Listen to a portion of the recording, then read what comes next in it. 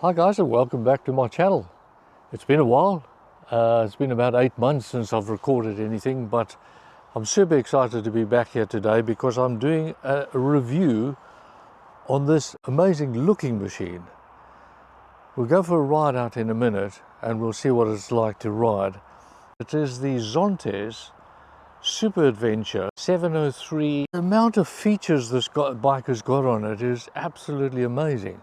I'm going to bring the camera in tight and we can walk around the bike and tell you more about these little features, and then we'll go for a ride out. This is the black version, black and grey, but it also comes in a blue and grey as well, which I think is a slightly more attractive colour than this one. Anyway, let me grab the camera, swing you around, and we'll do some close-ups about the features of the bike itself. Right. So yeah, it's a Chinese bike, but the amount of features it comes with is incredible. We're looking at on the road for about 8 grand, with a full set of luggage, 2 panniers and a top box. But it is a 699cc engine in a triple, and you can see with that quite attractive pipe with a triple outlet on the pipe there at the back. We'll let you have a listen to that in a minute. But just looking at it from the back, it is a really attractive rear. I'll switch the ignition on and we can have a look at the lights in a minute. But clever little features like this little toolbox, which matches the shape of the exhaust on the other side, which is just a clever little thing to do. I wondered what this was, for example. But it's a heat shield for the indicator, because the other one on the other side hasn't got it, but this one is directly beyond the pipes, so that's obviously what it is. It's got a camera front and back, so it's continuously recording on a loop to a USB on board, and there's the little front camera. 21-inch front wheel with twin discs, two pot calipers on the front and a single disc on the back, and that's an 18-inch rear tire. Center stand is standard. What else have we got? Loads of hand guards with built-in indicators, and I think they call them progressive indicators, so they move, but I'll show you that in a second. Screen. The screen, very clever. Let's just switch it on for a second and we can get some of those features up and running and I can show you them. The mirrors, very attractive. That button there is the on button. What I've got here in my hand is the key, which is a keyless system. So I can put that in my pocket now. We don't need that anymore. And then you can see what we've got on this side here. So to put the screen up and down, that's the down button, that's the up button, and we've got heated seats, traction control, what have we got down there? The hooter, indicators left and right, hazard lights, and on this side we've got heated grips and the mode adjuster. We've got an eco and a sports mode. That's not changing at the moment, but those are the two modes that the bike has. Fuel filler cap, which is on the electric lock. Steering is electric lock. At the top here we've got the dip, flash and high beam, but we've also got on the front with the lights, we've got the running lights, which are quite attractive. These are the running lights along here. Can't see them there, but there we go. That's your front lights on high beam. So just amazing. A proper metal sump guard on there, and also let me take you around the other side and show you this feature, which is I quite like. 6-speed quick shifter, up shift only, I believe. Put the hazard on and I'll show you these indicators. So there's your front and back indicators. That's your back indicators working. That's your brake light. This is your tail light. Let's show you the front. Can you see what I mean about the indicators as they progressively move out, like the Audis and Mercedes-Benz? For 8 grand. There's a lot of bike here for 8 grand. A very easy to find side stand on there, and as I say, comes standard with a center stand as well. What I like about this as well is the chain adjuster. Oh yes, and tubeless tires front and back as well. I like tubeless. That the little TFT screen on the front there, very attractive, and little things like this. That little adjuster there, you can twist it and it tilts the screen so that you can adjust it so that there's no glare from the sun when you're riding along. If the sun's in a different position, just twist that little knob and it'll adjust the screen backwards and forwards, or up and down. Underneath here we've got a couple of USB. As I said, we've got the heated grips. If you have a look at the TFT screen, I think we've got to start it. Let me just hang on there a sec.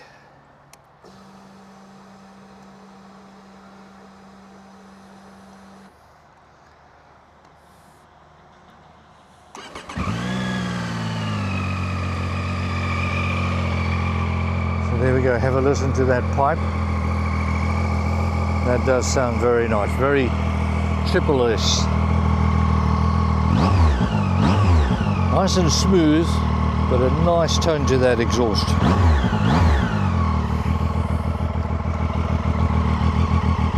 As I say, there's your brake light, and that's your running light in the inside there.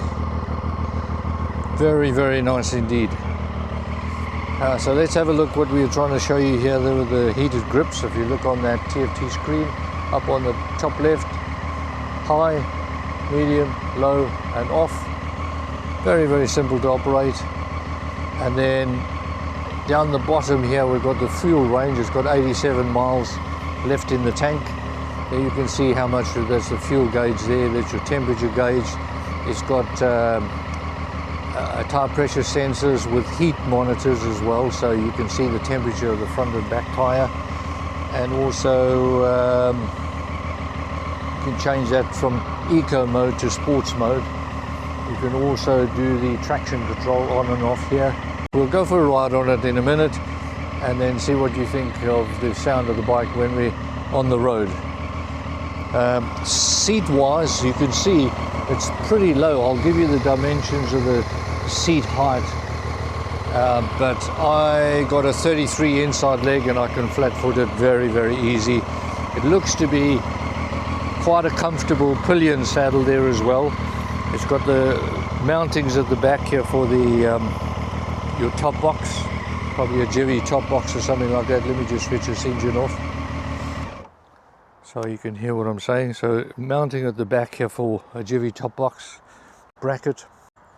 And then I'm not sure how the panniers go on there, but there must be a rack that clips onto those two bolts there to bring a rack out that the aluminium panniers clip on the side. I have seen pictures of it, but I haven't seen it in real life. But yeah, so super exciting to have this bike on demo and to take it out for a ride. So we'll jump on the bike now, pop the camera on the helmet, and we'll take it out for a ride and see what you guys think. We'll see how we feel riding down the road with 699 cc's, 70 brake horsepower I think it is, but I'll pop that on the screen if I'm not right. Anyway, so without further ado, let's go and have a ride. Right, here we go. Let's take this little Zontes Adventure Bike out for a ride. I'm going to pop the screen down for now while we get out of here, and we'll pop it out again in a minute if we need to.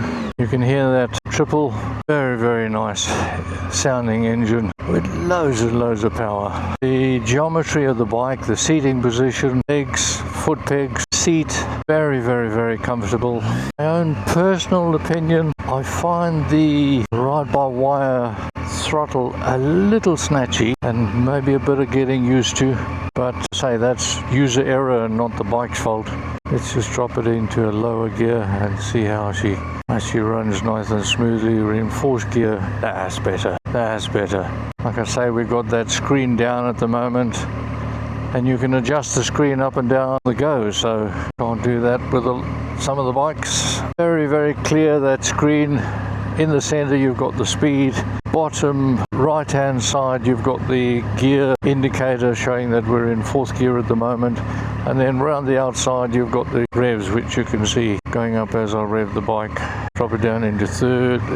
Indicator. The indicator is good. There's nothing wrong with the indicator, except I find where it is positioned on that little cluster very, very close to the hazard lights. So again, it's something that you would have to get used to as a rider of this bike, but I just feel that if they'd put the hazard light over here on this side as opposed to being right next to the indicator on that side, you're less likely to be able to accidentally switch it on. The screen up so we can see how that affects the sound, in other words the wind coming over towards my helmet, and I think it does. It probably does a better job than the screen that I've got on my 450 Himalayan. I don't know if you can hear that throttle, which I'm still getting used to. Oh God, it does take a little bit of getting used to. You've got to be so gentle with it right at the beginning, at that little start point. Pop it up into 6 gears so that it's as calm as possible. There we go. Oh God, okay, that's me, that's not the bike. I think as you relax into the bike and learn how to handle that throttle, it will be, should we say, less annoying, because at the moment it is quite annoying. But I with my Parkinson's, I don't have 100% control on my right hand, and that could be what's affecting the snatchiness of the throttle. So I need to just relax and to be able to control the throttle. I'm not saying that's altogether what the problem is, because that doesn't happen on my 450 Himalayan. Oh God, that is quite serious. I bet if I were riding it more aggressively. You see, I've touched that hazard lights when trying to switch the indicators off there. Oh God, no, right. Flick it into 6 gear and relax. Sorry Zontes, but I don't seem to be doing you many favors with this throttle.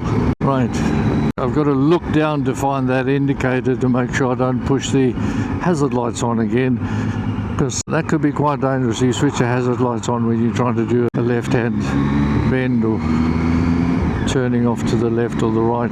It's going to take you a couple of days to get totally used to where the indicator switches without having to look down at it. But it's just, I don't know, if the hazard lights on the opposite side where there's plenty of space for it, there's not a lot going on the other side.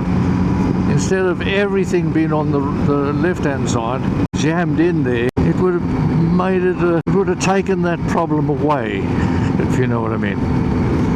So we got 699 cc's, about 70 brake horsepower. So she goes up to 60, 65, very easy. That screen is doing a great job. In fairness, my slightly higher than standard screen on the 450 Himalayan probably comes to just about here, so this is all extra on top of that. And you can see the shape of it is giving a pretty good wind deflection. See top end of your shoulders towards your helmet. And then it's got these little wind deflectors on the side there as well, so pretty much the same as the BMW 1200 GSA, etc. They have all of those little wind deflectors on there which help to protect the rider. That was the quick shifter that we just tried there. Sounds very nice. Not as good as the quick shifter that I had on my BMW, but then again it was almost 3 times the price of this bike. So I'm not saying the engine's better on the BM than it is here, or the gearbox is better. because a lot of these Chinese makes actually build the bikes for KTM, etc. Anyway, so the engines are of good quality, and this sounds really like a Triumph Triple. I'm not sure who they make the engine for, but it's not only, I'm pretty sure it's not only for this bike. So at this stage, I'd like to thank Hatfields of Crowthorne, my local distributor for Zontes range, and thank them very much for allowing me to do a little test ride, demo ride on the bike today. Weather's not brilliant, it's probably around about 16 degrees, 15, 16 degrees, but it's not raining, it's not cold either, pretty comfortable. Hard not to blip the throttle when it sounds that nice. Have a little stop in a minute and another little walk around of the bike, and we'll just go through things like seating position, how my feet touch the floor when we're stopping at traffic lights, etc. And also have a look at the main stand, see if we can pop it up on the main stand, see how easy that is. It doesn't feel heavy at all. I'm not sure what the weight is. I'll pop that up on the screen for you now. But oh, it just feels really, really maneuverable, comfortable, handlebar position, nice and wide, nice and comfortable, not too high, not too low. As I say, I'm 6 foot sitting on the saddle here, feet flat on the floor, almost flat, yeah, there we go, they're flat on the floor now. Quite a high revving bike, because I'm in 6th gear at the moment, and it almost sounds like there should be another gear up there. I'm sitting at 50 mile an hour in 6th gear, and what are we at, 4,000 RPM. Sounds quite high, it sounds quite revvy. Uncomfortable, again, probably just a little bit of getting used to, the same as I had to get used to the difference between riding the 411 Himalayan engine, which is a low, very low torque, low revving engine, compared to the 450 Himalayan, which is higher torque, higher revving engine, power band much higher up the rev range. I've just changed that mode, which you can do on the go, and that's changed from the sport to the eco. Doesn't sound like it adjusts much in terms of the throttle. I'm going to do a little spin around here at this roundabout, and we'll head back on down this road. Oh, I love that sound. I am addicted to blipping the throttle. We'll have a look at do a little final walk around of the bike, put it on the main stand, see what that feels like.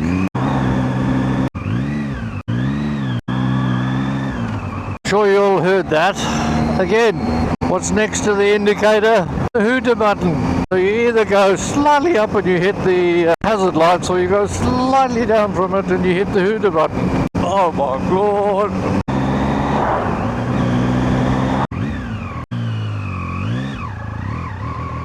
So there we go, chaps. We had a nice little ride out on the bike. We've seen and we've heard and we've felt what it can do. It's an amazing machine. I said we'd just stop off once we've finished our ride, just to go finally go over a few things that we said we would do. Sitting on the bike, what that feels like with a 33 inside leg. So there we go, pop the side stand up, and my legs are slightly hampered by the foot pegs, where the position of the foot pegs, but I am flat-footed, so very comfortable with that seat height.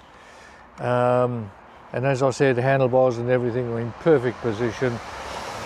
That's where the screen sits at the moment, in its highest position. So let's pop it back on the side stand, and I want to show you how easy it is to get up on the main stand, which I haven't done yet, so this will be you and me doing this together. It's very easy to get off the side stand, unlike my 450 Himalayan. So let's try this onto the main stand. Oh wow, that is simple, super simple, really, really easy. And it's great to have a main stand on a bike like this, because when you're doing maintenance, chain maintenance, etc., I think it's essential. So there we go. I think that just about wraps it up for today. But a great bike, really, really nice bike. And thanks again to Hatfields of Crowthorne for lending me the bike. to do this little demo for you chaps, and get yourself down to Hatfields in Crowthorne and have a ride on this bike yourself. See what you think. I think it's a great bike. Thanks for watching, guys. Don't forget to subscribe, and we'll catch you on the next video. Cheers for now.